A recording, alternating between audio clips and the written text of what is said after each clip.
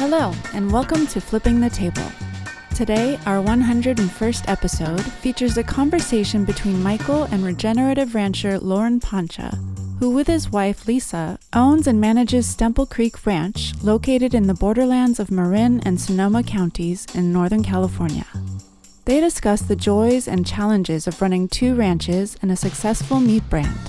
They also discuss the greenwashing by restaurants, retailers, and even butchers who claim they buy from a local, organic, or regenerative meat source, when in fact they are selling commodity beef, a practice that is sadly too common. Enjoy the show. Ranching is a tough, complex business in which you face a vast array of uncertainties: weather, meat prices, animal health, and changes in regulation. Plus, to keep the ranch healthy, you need to be an excellent steward of the resources in a way that sustains or hopefully increases their productivity. Wholesaling meat is also a complex business because you need to sell lots of it to many customers, meaning lots of processor and buyer relationship management and shipping logistics. Retail sales is a tough business because it is hard to get your message out in today's marketplace if you don't own a widely recognized and easily located retail brick-and-mortar or online space. Then there is the vacation rental business, which requires property management skills and lots of maintenance. Today, my guest with his wife operates a business that contains all those components. Now that is complex and a big load to carry, and it brings the man many challenges and so far joy enough to keep it rolling along.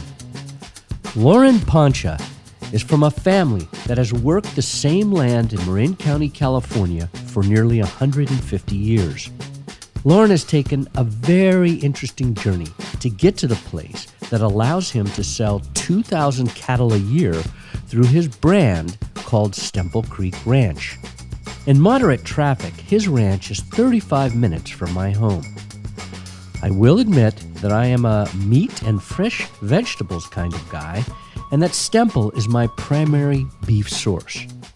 Although I do buy from others, including Humboldt grassfed and Crown H cattle to name two, I once purchased much of my beef from Belcampo before it imploded some years ago. And as some of you will know, my first podcast was with Belcampo's co-founder, Anya Fernald. I also buy all my lamb from local sources, and I'm always up to try meats from different farms or ranches when I come across them at farmers markets. I think when you hear Loren's story, which reveals his values and vision, you will see why I'm a committed buyer of his brand. My commitment to Stemple supports Loren's contributions to healing the planet and the local agriculture economy. I feel that along with others I know and respect, Loren is a great role model for young farmers and ranchers seeking a very busy and fulfilling life as a land steward and a producer of healthy, nutrient-dense food. Let's begin. Loren Poncia, hey, where are we, man? It's great to be with you here. Hey, Michael, thanks for having me on your podcast. Today, we're sitting in the schoolhouse at what we call Stemple Creek Ranch, which is a ranch that we bought about 10 years ago right next to my family's ranch. It fits in perfect like a puzzle piece, but Lisa and I bought this place about 10 years ago and been fixing it up, and it's our headquarters here. It's right on the edges of Stemple Creek right here in Fallon, California, right outside of Tamales, California. And so you're on the north end of Marin County, right? You got next it. to the Sonoma County border. About 5 miles to Sonoma County. Yep. 5 miles to Sonoma County. Great. So, I always like to get everybody's origin story. Like, how did you end up being the CEO of Stemple Creek Ranch? What's the history? Wow, that's a long one, but I grew up here on the ranch. Actually, where we're sitting right now having this conversation is where I went to preschool, which is absolutely amazing. Yeah, this is an old schoolhouse that's been converted into a place where people could come and rent and stay. Yeah, it's a farm stay. Yeah, it's pretty sweet. Anyway, I grew up on the ranch. The ranch was my whole life. When I was approaching my senior year in high school, my parents were like, "You need to go away to college." And I was like, "What? Why would I ever leave this amazing place and go to college when we have everything we need right here?" And thankfully, I followed their advice. Went away to Cal Poly, San Luis Obispo, go Mustangs, and started studying for a bachelor's degree in dairy science and agriculture business. Because your family ran a dairy. Mm-hmm. We had just recently sold out of the dairy business, but I still had about 25 of my own 4-H and FFA animals that I considered. I considered myself a dairyman and a beef rancher. And actually, about a week before I left to go to Cal Poly, I bought my first 20 Angus heifers, and that was going to be kind of my project to help pay for my college, because my parents didn't have a lot of liquidity to help pay for college, so it was my deal. And so we started our first little Angus herd at that time, and I really started to get more interested in black-hided cattle. So anyway, I went to Cal Poly. I was there every summer. I'd come home, I'd work on the ranch, and then I'd head back in September to do it again. And a lot of times I'd come home and I was kind of managing the ranch from afar, but I wasn't actually doing all the work.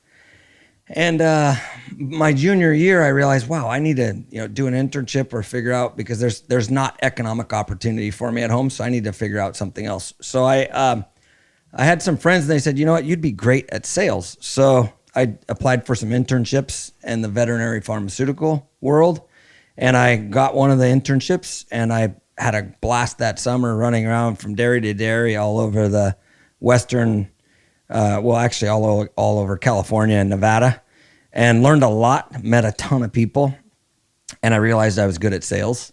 And so my senior year, I decided, okay, I'm going into sales. And I guess this is where it becomes a little bit interesting with my career choices. Yes.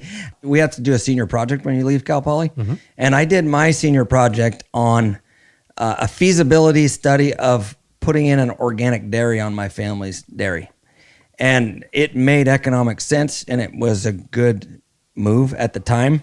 Strauss Family Dairy was the only one west of the Mississippi. Mm-hmm. And I was like, oh, this would be great to do a dairy, because I loved it. Mm-hmm. But I didn't have any idea how I was going to raise the $165,000 it would require to get me started in the business. And at the same time, I was interviewing for other pharmaceutical type jobs, and Monsanto came to campus and was looking for an intern. And I said, well, what the heck, I'll interview for that. I got the job with Monsanto. I skipped the intern and went straight to what was called a field area market manager, and they moved me to Texas. I spent a bunch of time in Texas, Florida, Georgia, back to California in the dairy industry, and I was full-time with Monsanto for almost 3 years. And when I was there, it was absolutely amazing experience. I loved it. I've met some lifelong friends there. They taught me so much about myself, about sales, about the industry, about cow comfort, and all of this stuff. But the thing that was in the back of my mind that I didn't like is I was selling something that was not natural, that you had to inject into cows to make them produce more milk, and it just didn't seem right. RGBH. Yeah, it was RBSD. Yeah. So it just didn't seem right. And so I quickly realized that's not my future. I couldn't stop thinking about the ranch everywhere I went, everywhere I was traveling, every hotel room I was in. I couldn't stop thinking about the ranch and how I could make it a real business. And I went to work for another company doing dairy nutrition for a couple years. And then I went into pharmaceutical sales for pets. And I was selling some products for pets. But when I did that, it was going to be a short-term deal. I ended up staying there for 13 years. So overall, I was in the pharmaceutical business for 18 years. Mm-hmm.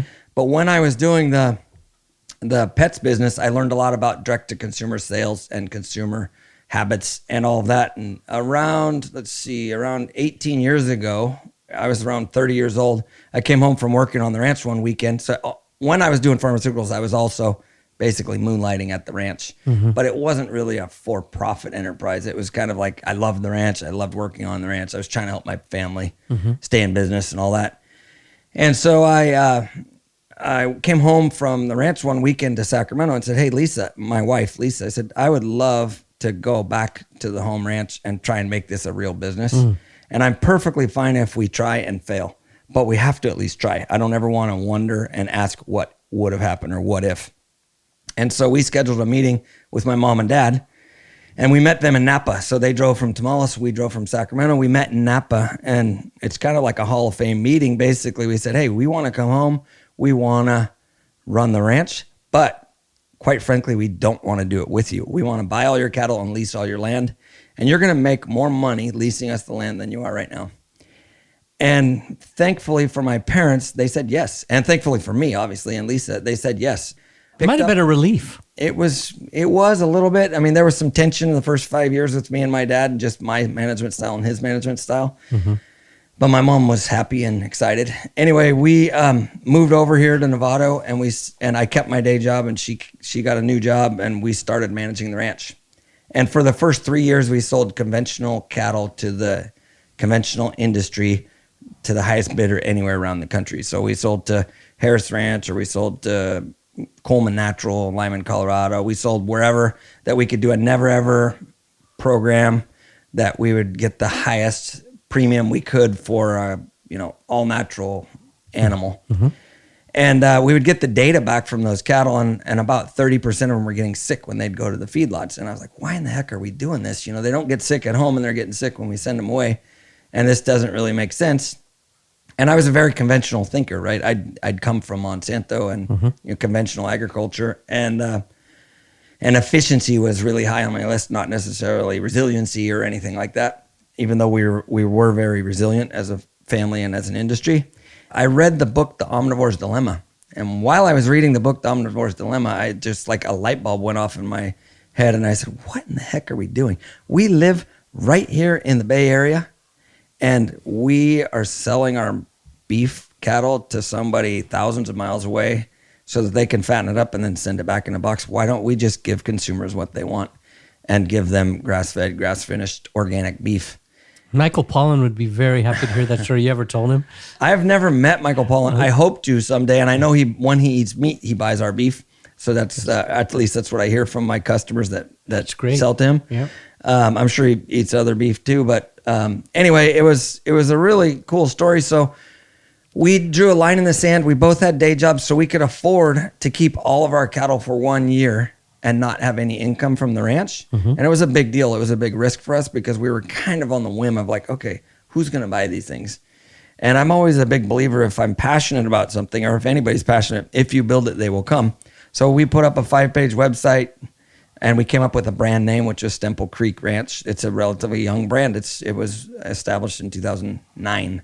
Even though my family's been here for 120 something years, this is our own separate business and brand. And we started with that. We put up our website, and within a week, we were having orders from people that we'd never met before in LA or in Lodi or in other places that would buy a quarter beef, a half beef, a whole beef. And it just kind of blew my mind. I looked at Lisa one day, I was like, whoa, how is this? This is cool. The internet and, Twitter and all this stuff back then was like, people are learning about us for free. And this is cool. We're selling our product to people that want it, that don't get it where they're at. And it really blew my mind. There was one lady that would drive up about every 2 months and pick up a half a beef from Southern California and drive all the way back to Southern California the same day with her car full of beef. Wow. And I was like, wow, this is really something. That's commitment. Yeah, so that's kind of the history. Did they tell you why they were willing to do that? Did your customers tell you why they were so committed? They were committed because once it tasted great. It was better for the land, it was better for the animals, and it was better for the people eating it, is the main reasons. Those are like the big parameters or big pillars of our company. Is like we want to be honest, transparent with quality, and we don't want to just raise lean red meat. We want it to be beautiful, marbled, delicious, fatty grass-fed beef. And we're not perfect at it, but we're pretty good at it now. Very cool. And so you've been doing it 18 years. Yeah, we've been full-time skin in the game trying to make money ranching for 18 years. Yeah. I thought it was really interesting what you said about Monsanto, all you learned from that, because I worked for a conventional farming company way back in 88, 89, and I learned a lot too from that. Companies that have, that are large, you can learn a lot from those experiences, and when you bring it into what you've done now, it's a great help. Right. It's huge. I don't consider myself successful, but we would have never been able to make as much progress as we have without my background there. And I was literally around brilliant people that were PhDs and DVMs and very professional people. So it was fun. And has it helped? I mean, Lisa's a lawyer. I mean, she's got a legal background. Was that helpful in your business? Oh, 100%. So Lisa is not practicing right now, but she has practiced for the last 20 plus years since we've been married. Yes, her expertise has been brilliant, and her hard work and skill set, and she's an awesome people person. And we have the same morals and values. She's actually a Southern California girl who had no agricultural background before, and she knows more about the ranch than most farm wives, or even my mom, who's been here for 60 plus years. And she's just wicked smart, a great communicator, and a super hard worker, and she's really helped us a lot. So this is for sure it's a team effort. Yeah, it's for sure not just me that's built this business. Mm-hmm. That's wonderful. So let's talk about the challenges. Like we've had conversations before. I mean, it is a tough business.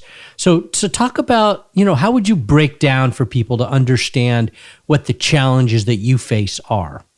Oh man. So I would say the largest challenges that we face, I've always considered myself to be a decent rancher, and I know how to raise high quality cattle, but our business is multifactorial. It's not ranching as much anymore. I mean, we do a lot of ranching, but I also buy a lot of cattle and trade a lot of cattle. And I also have a meat side of the business where we work with 13 different processors, and we have to manage those relationships. And then we have 250 customers that we have to manage. So we have customer care, we have meat distribution, we have internet distribution, we have a lot of different enterprises that generate revenue for the business, but also take lots of different skill sets to run.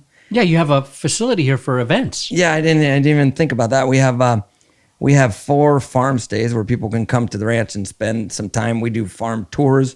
We have honeybees. We have pigs. Yeah, beef. Those big meals you have. Yeah, we have farm to table dinners. We've done outstanding in the field multiple times. We're very busy. I came in with a slow food chapter. We had a big event here. Yeah. Sometimes when I look around, I'm like, whoa, I'll be 49 in December, and right now still a young man.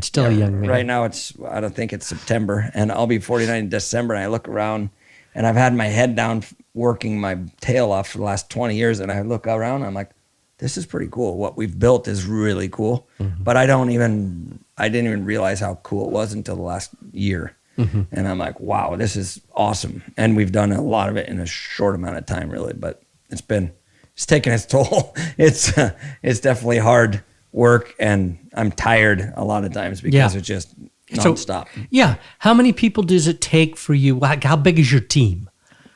We have 2 full-time ranch guys, and when we started, we managed about 500 acres, and now we manage about 8,000 acres of leased and owned land. And we have 2 full-time guys there. We have about 300 mama cows and about 2,000 stockers or finishers, and about 100 pigs and about 500 sheep. And so it's a lot of work for us on the ranch. We have some seasonal day laborers and stuff that come in. The meat side, we have about 5 full-time people, and then we have a plethora of 5 or 7 farmers market delivery driver type people.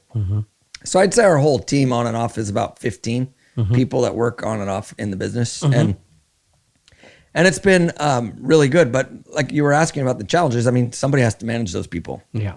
And somebody has to tell them what to do every day. And, somebody has to make sure that everything gets done and be the leader of the ship. And it's definitely been a challenge to adapt and change and learn all of the different things that come down. And every single day we're solving problems. Every single day there's a new problem that we haven't seen yet that comes up. That's, How many hours a day do you think you work? I usually get up around 5 and, I usually go to bed around 10, 10:30, and I probably work most of that time. But we have a lot of fun too. We go on a lot of vacations, and we try and hang out with the kids as much as possible, but I'm definitely away from the house way more than I'd like to be. And this is another really, I think it's a pretty important part of our story is we don't live on the ranch. And there many ranchers, like most ranchers, live on the ranch. And I love the ranch so much, but I actually like not living on the ranch because I can shut off. I can shut off my phone. I have a half an hour drive to the ranch in the morning, and in the afternoon I have a half-hour drive home, and I get to look at everybody else's ranches on my way up and down the road, and I get to look at what we're doing right and what we're not doing right, or some new ideas, and you get a little time to decompress. But I don't feel guilty when there's a cow on the road at 1 a.m, or there's a truck that needs to be loaded at 3 a.m. if I was there living on the ranch and this was happening in my backyard, I'd feel guilty laying in bed while my employees were out doing that. But now we have systems in place, so I don't feel guilty. And if something happens and I get a phone call or there's an emergency, there's somebody in place to take care of it. So most of the time, sometimes it's me, but most of the time there's somebody Well, that's else. healthy because you can't burn. I mean, you can burn out if you don't have situations, staff like that to help you because it's a heavy load. For sure. So, I thought it's really interesting. You've got, a lot of this comes back to my kind of what I heard years ago from Alan Savory about really turning your asset, which is this land base, into many different revenue streams. You've done that. You've got stays, events, agritourism, probably environmental tourism. You got all that going on. Then you got the meat business in different types. You said you have 250 customers. Now that is a lot of management. How do you stay in touch with all those people?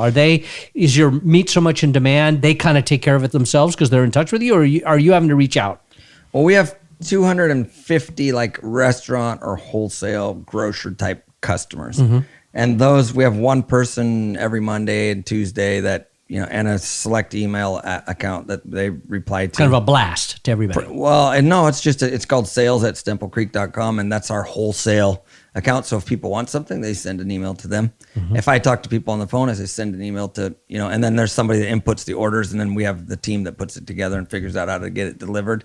We deliver to LA every week, and Bay Area, Santa Cruz, San Jose, Sacramento, all the Bay Area every week. So we're kind of where the people are, Sacramento, Bay Area, and LA. But we do ship all over the country as well to people's doors, even New York City or Florida. Yeah. What % of your business is really the online business? It's probably 20%. 20%. That's good. Little less than that. Would you want it to be more or less? In a perfect world, I'd love for the online direct-to-consumer business to be 95% because that's where it's higher margin and we control it. Right now, a big percentage of our business is brand recognized. Like if you walk into Berkeley Bowl or Oliver's Markets, you'll see Stemple Creek. Yeah, it's right on the meat case. It's right there, and it's displayed usually the center of the case. The guys are all wearing Stemple Creek hats and sweatshirts. Yeah, hopefully. And when I wear something that has Stemple Creek on it, they're like, "Hey, do you wear?" Yeah. So it works out good. We're getting a lot of brand exposure that way, which is great. But we don't control the customer. Someday if those customers go away and they put some other brand in there, the people that are going to the case are probably still going to buy whatever's in the case. And I like knowing that they're going to buy from us. And I actually believe now, this far into our business, that if those grocery stores went away from Stemple, that the customers would probably try and figure out a way where they could buy it because they're very loyal. We have some very, very loyal customer base, which has been awesome. And a big part of that is we've gone slow. So we've never been we've never taken outside money, and we've never tried to grow bigger than what we could really do and do well. So it's grow slow to go fast has been our deal. And we've gone from, 100 head, probably 10 head the first year, to 100 head the second year, to 300 head the third year, to 2,000 head this year. And we're kind of stalling around that, maybe even go back a little bit because we don't have an awesome supply of cattle to get to the next level. Like we just can't go to 4,000 head tomorrow.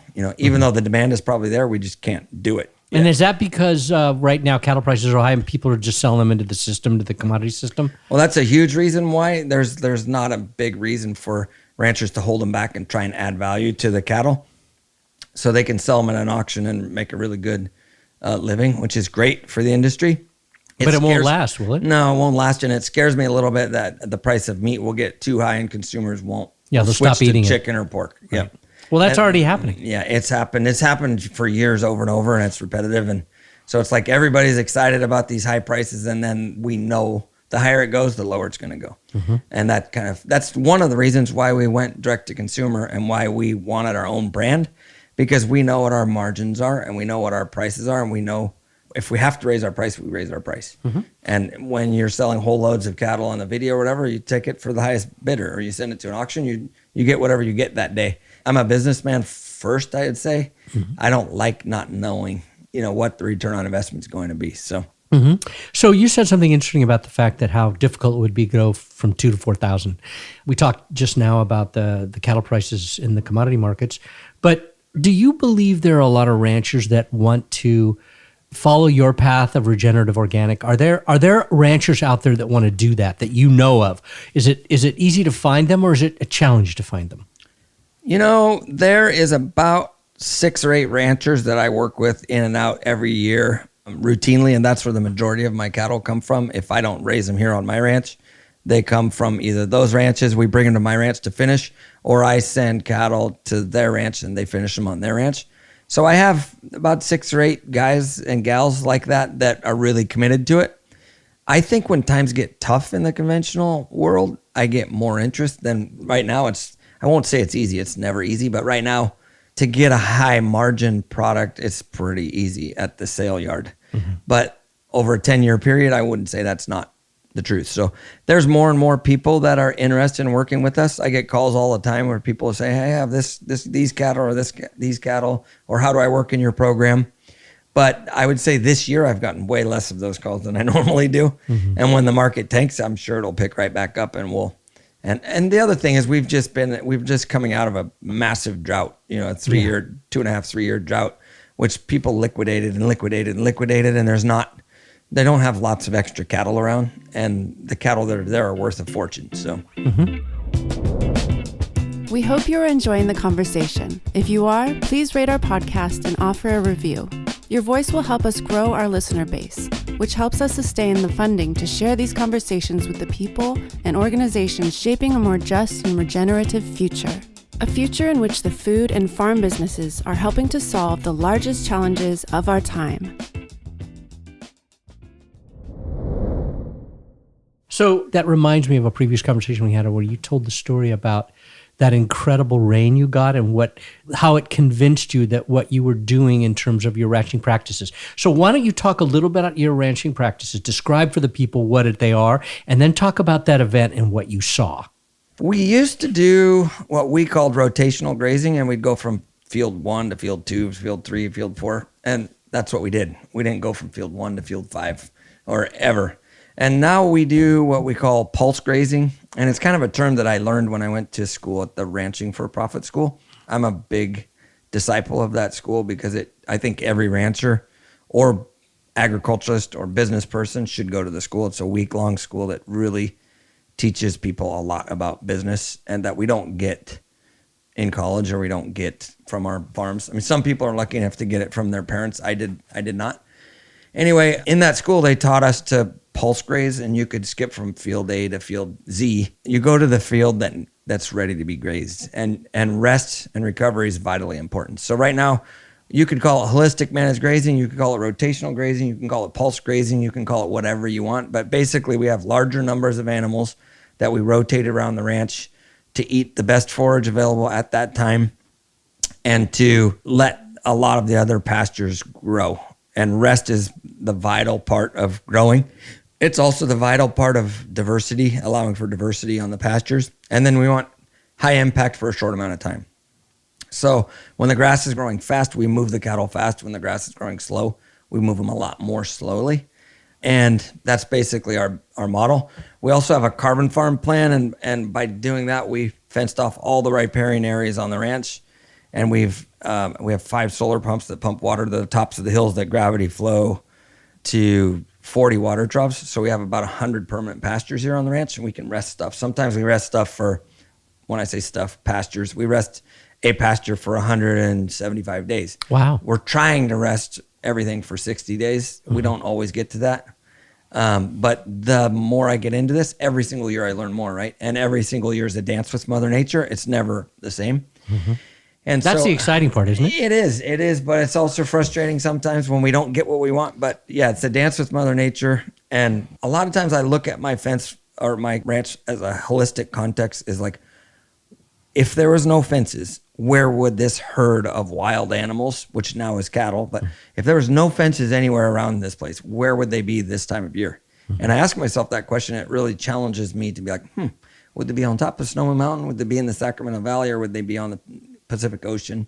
And what would it look like? I know for a fact they wouldn't all be sitting on the same knob on the same hill for 200 days a year, like a lot of ranchers do, including myself at certain times and what I have done in the past. Mm-hmm. And that's just not it's not the way Mother Nature intended it to be. It's from to sit on that one hilltop, and poop on that one hilltop and whatever.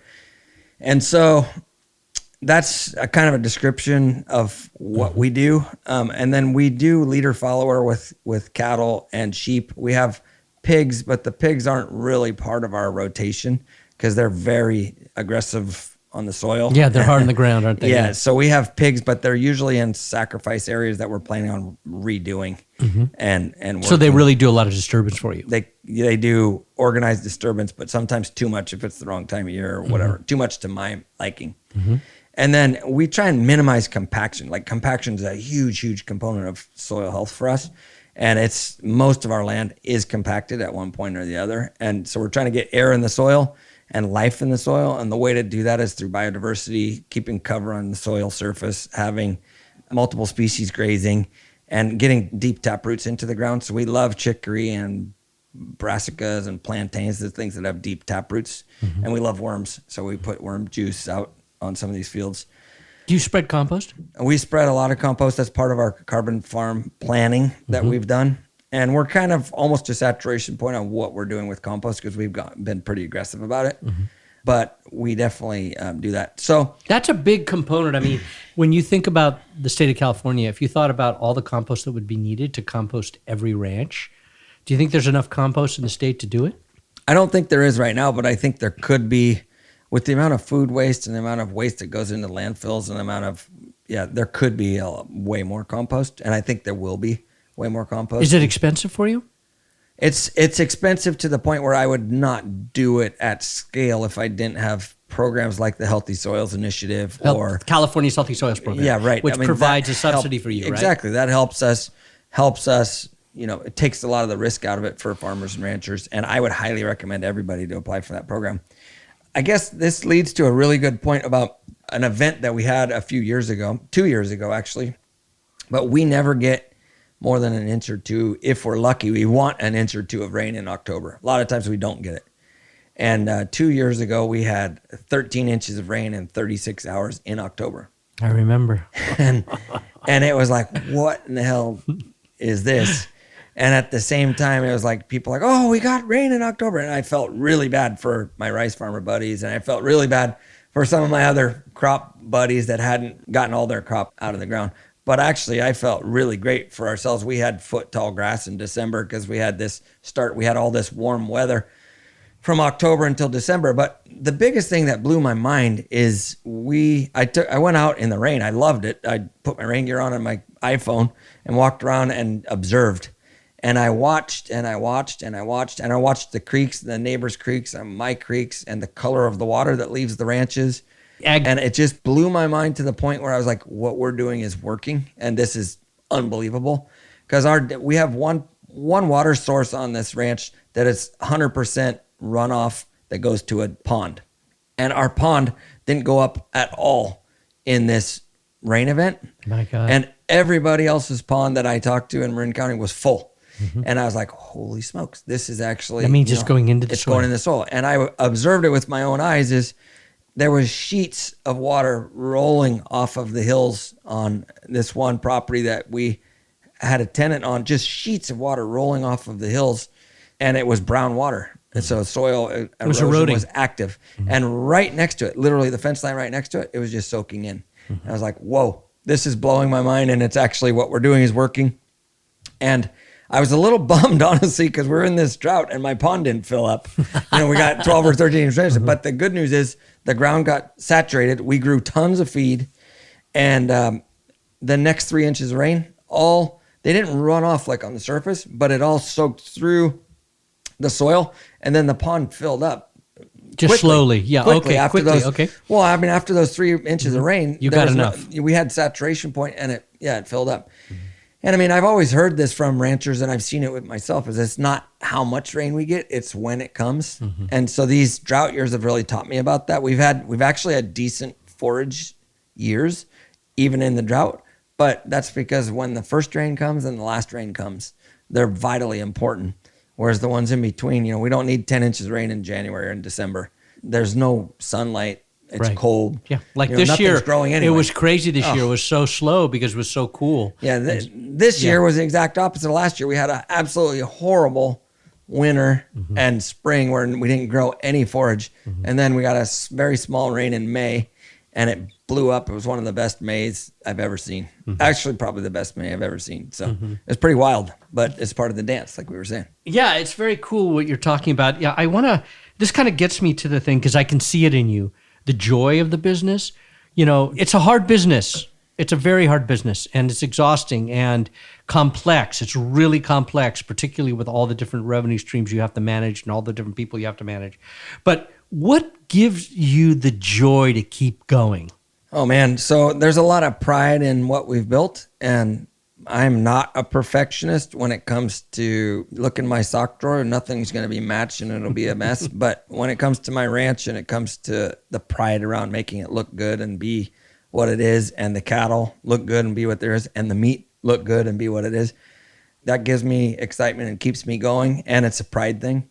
The other thing is I feel really good. I feel really good about raising nutrient-dense food. And when I look at what's going on in our food system, it frankly just frightens me about what policies are made that are just absolutely horrible for humans and horrible for the environment, but somehow are driven through in the name of good. And I'm just like, holy smokes, man, we have to educate as many people as possible about this, and we have to do our best to raise high quality, nutrient dense food. And I have a lot of pride associated with that, and I want to keep doing it. And I want to replicate it. So like what we're doing is cool.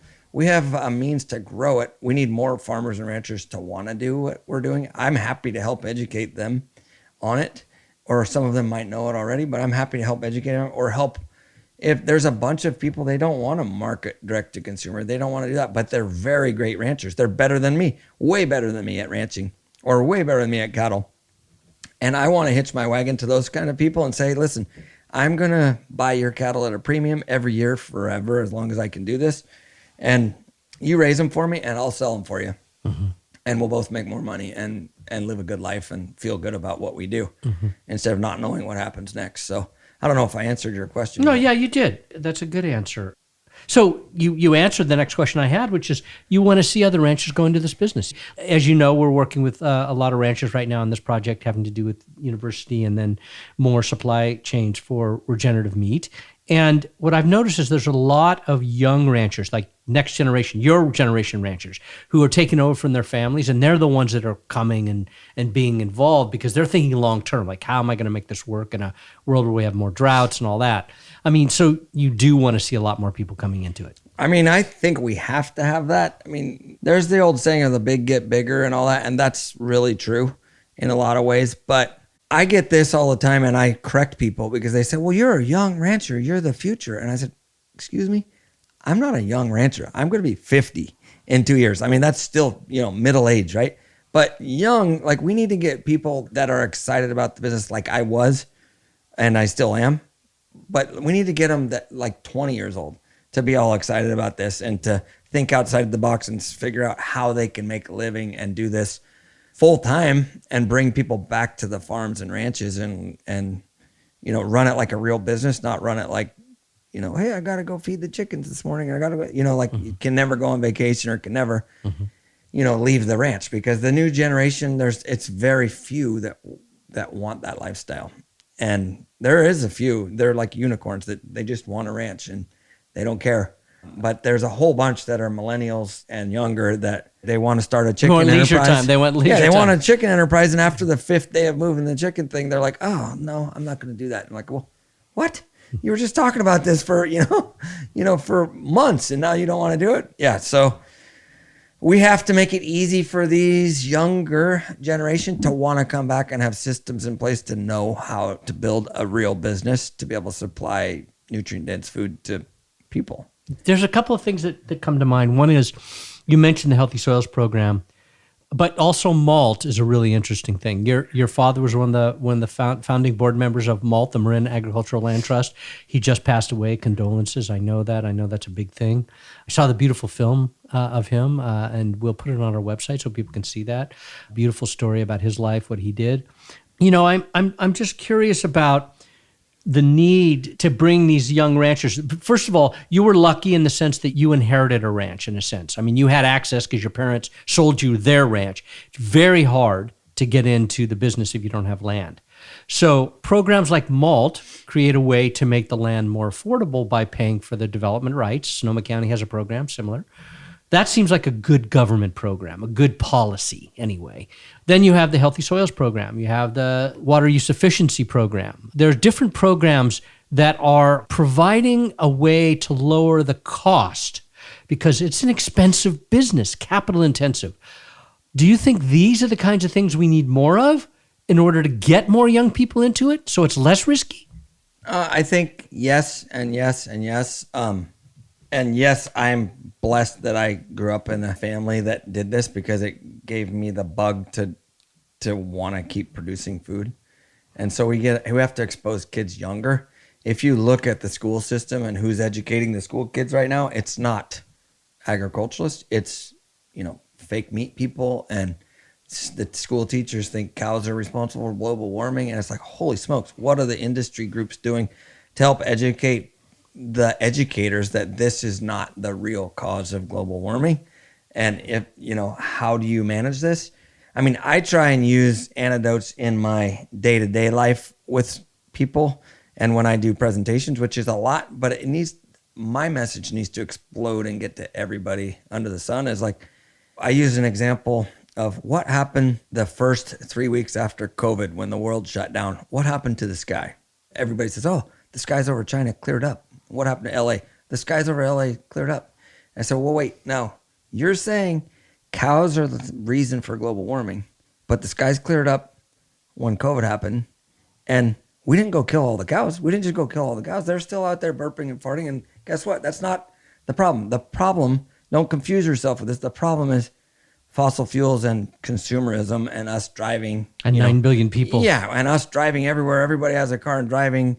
And, none of us can get out of it right now. We all have to drive, and we all have to burn fossil we're in the fuels. system. Yeah, we're in the system. But don't blame something that's not the real cause for it. Focus on what is the real cause. And so I tell people like that, don't confuse me with the facts. Like, this is the real facts are, it's not cows. We're maybe a few percentage points, but it's, Mother Nature's cycle, her natural cycle of life is for cows or ruminants to eat forages and to cycle through them. And that's the natural carbon cycle. Mm-hmm. The natural carbon cycle is not to pump liquid carbon from 3,000 feet in the soil and pull it up and burn it into the atmosphere and then not replace it with photosynthesis. I mean, It's just, we're doing it faster than we're photosynthesizing. Right. Anyway, I don't know. I think I skirted your question and totally went on to a different subject, but I want young people to come back and be part of it.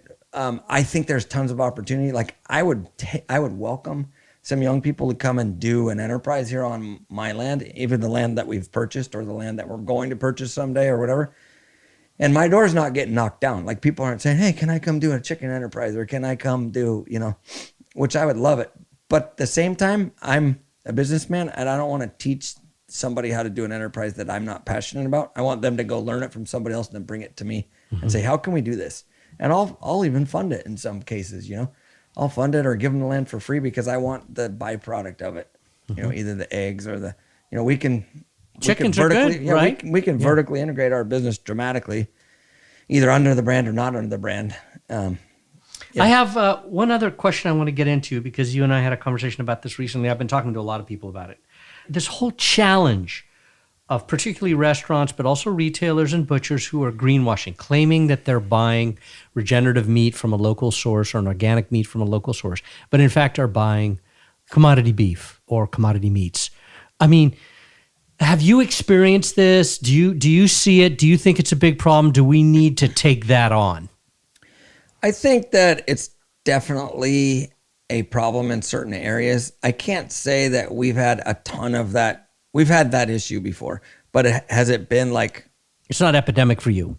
Not epidemic at all for me, but it definitely happens. And I just call people out on it. But where it really happens more is at the bigger retail level. And I could call this out pretty easily because there's a lot of confusion with consumers. And there's some brilliant marketers out there. So if you go to one of the largest companies in the world, Amazon owns Whole Foods. You go in there, you'll see pasture-raised beef. And pasture-raised beef means it's on a pasture eating a high concentrate corn and soy, whatever corn diet. So it's not grass-fed beef, but it's pasture-raised. And it's like, that's confusing to a lot of people. And it might be delicious and it might be nutrient dense and it might be all these things, but just be honest and like tell what it is. So there's a lot of that stuff that's happens. And I definitely go to restaurants and I see local grass-fed meat on the menu, but it doesn't call out a name of the rancher. And every time I ask, hey, where do you get your beef from? And they say, oh yeah, I got it from XYZ Meat Company. And I said, well, I happen to work with XYZ Meat Company. They don't sell grass-fed beef. And I said, well, they told us it was grass-fed beef. So I see that stuff all the time.